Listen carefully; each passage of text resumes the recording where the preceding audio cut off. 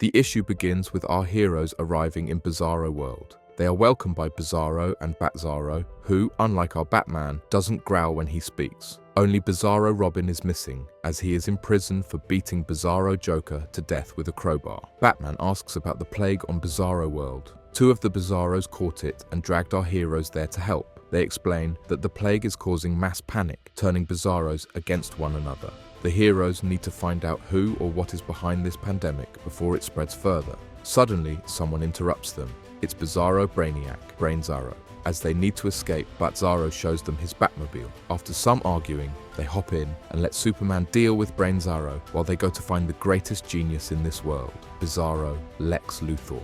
Unlike the regular Brainiac, this one doesn't shrink objects. He enlarges them. Following the shockwaves, they find him. Superman rushes in to attack, but Bizarro warns him not to touch Brainiac. Superman, thinking the force field is the same as regular Brainiac's, ignores the warning. Bizarro keeps repeating that once Superman connects with the force field, it won't let him go. Meanwhile, in the Batmobile, Robin is confused. He asks if, at some point, enough Bizarros turn sane, would the panic subside and they become humanish. Batman apologizes for him, saying that this whole planet is new to him. Batzarro points out that Robin is talking to them like it's some kind of cure. It's not. To them, it's mental illness. Batman then explains to Robin, when we say Bizarros do the opposite of all earthly things, that's really just shorthand. After all, what is the opposite of Thursday? The Bizarros can't help who they are. They simply have their own outlook. And whatever this disease is, it's twisting the perspective of thousands of innocent beings against their will. Regardless of the result, no one asked for this. Robin just apologizes and says, let's fix this. He also asks if he can point out that this is going to be a long day, which Batman allows. They arrive at LexCorp and Batzarro tells them, unlike Bizarro Brainiac, Bizarro Lex isn't stupid by your definition. His opposite nature manifests itself differently. When Batman looks confused, Batzarro simply says, see for yourself. Batzarro asks Lex about the plague and Superman, but he is unhappy with the answers, since Lex is talking gibberish. Robin gets bored and sees bubblegum, which he takes and blows a bubble. Lex finally points out where it all started. After some kind of flood in LexCorp, they run away, telling Lex that they'll work it in. Meanwhile, Superman is still fighting Brainzarro. He's been watching a planet full of creatures modeled after him trying to kill one another, and he lost his last nerve 10 seconds ago. Bizarro is trying to lift Brainzarro's spaceship, but it's too heavy. Now pissed, Superman threatens Brainzarro that he's going to fly him to a remote asteroid billions of miles away and spend the rest of his life screaming at him. Brainzarro is scared, and that's when Bizarro dials in, saying the ship is too heavy, like it has its own pocket of gravity. Suddenly, a giant Bizarro emerges and grabs him. Bizarro uses his fire breath to distract the giant, and Superman swoops in for a rescue. Brainzarro is falling from the sky, right onto the giant Bizarro's head. Bizarro takes Brainzarro's enlarging ray so they can return the city to its former size later. Unfortunately, they still aren't any closer to finding a lead on the pandemic. Batman radios in, and Superman tells him that as soon as they're done here, they'll meet up. As they examine an alien object, Batman concludes that it isn't native to the planet. Batzarro agrees, saying he doesn't recognize the design, and they move in to check it out. While inside the ship, Batman asks Superman how his afternoon was. He responds, I made Brainiac say, yeep, so there's that. That's when he spots something ahead, a giant corpse, though it's unclear how long it's been dead. Luthor explains that this was Ground Zero. Batman comes to the conclusion that it may have been intended as some sort of bioweapon. Superman recognizes the race, the Sligians. They specialize in exploring new worlds. Robin counters that the Sligian was certainly interested in this one and asks if anyone can read his notes. Superman tells him they're written in Interlac, a common interplanetary language, and adds that he should remind him to teach it sometime. Robin replies, I'll put it on the list.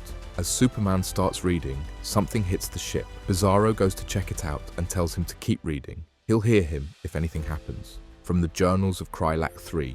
Log Entry 1. In all my travels, I have never seen such an unusual planet. Its lure is irresistible.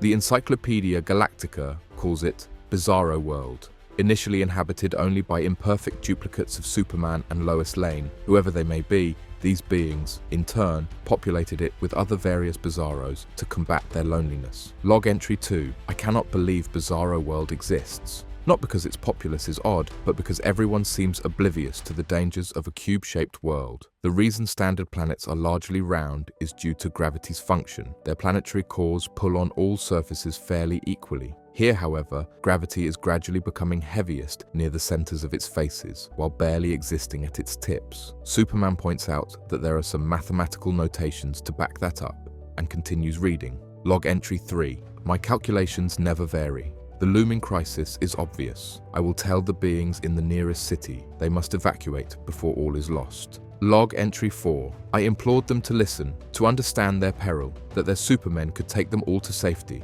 But due to their opposite nature, my pleas merely amplified their commitment to stay. I must find another solution. Superman, confused, asks, Crisis? Peril? Bizarro responds that he's beginning to understand and urges him to keep reading. Log entry 5. Success and failure.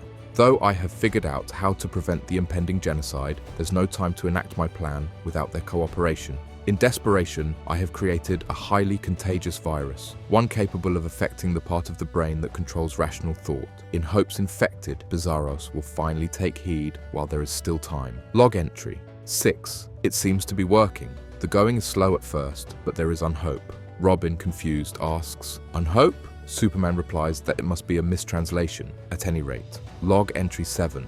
How could I have been so smart? Careless. There is a small tear in my biosuit. I have infected myself. The virus has the same opposite effect on me.